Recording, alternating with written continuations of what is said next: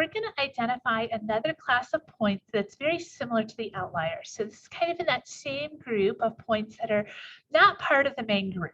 So we would call an observation influential for a statistical calculation if removing it would markedly change the result of the calculation.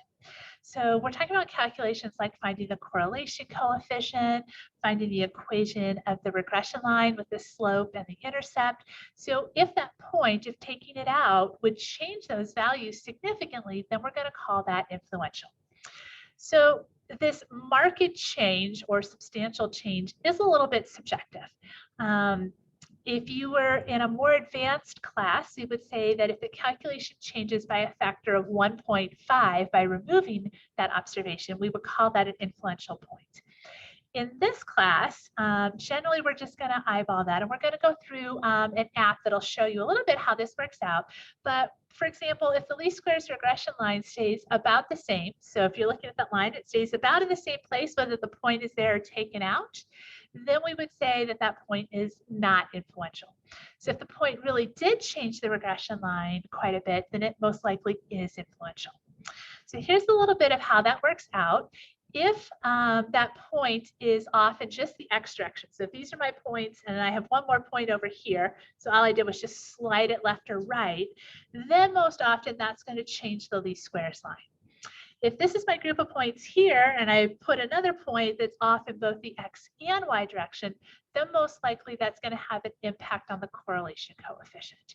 So it's just a general rule of thumb. It's not 100% guaranteed every time, but that at least gives you an idea of how that one point could be changing things. So there is a link at the bottom here. There's a link on Canvas. We're going to go look at that app so we can actually play around with those points and see how they're changing things.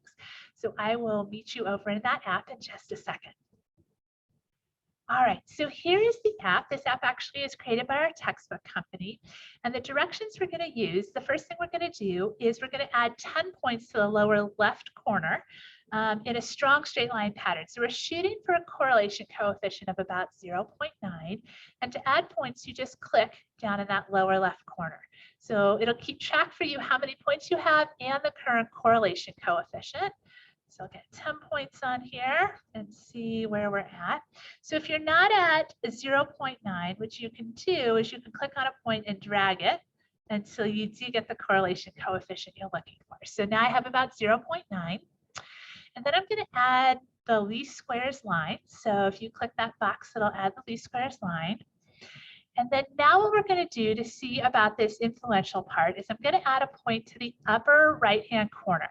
So that'll be a point that is different in the x and y direction both, right? So it's much higher than the other points and it's much further to the right than the other points. And so I put that point right on the line, like we were asked in the directions. And now notice what happened to my correlation coefficient. It's a whole lot stronger. It went up quite a bit to 0.988. So that difference in the x and y direction in this case made the correlation coefficient stronger, even though that point is way out on its own away from everybody else. So that is definitely looks like an influential point. And then the directions ask us to click and hold this point and drag it down. And so the point of doing that is that now it's the same height as everybody. So the y values are roughly the same. It's only different in the x direction. And you notice when I did that, that now that line changed where it's at.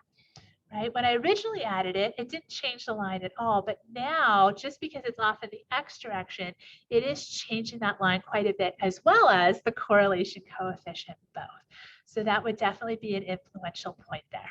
So hopefully that gives you a little bit more sense of how those work. Mostly what you're going to be asked to do is to identify if I took that point out or if it was somewhere different, would it really change what's going on with the line?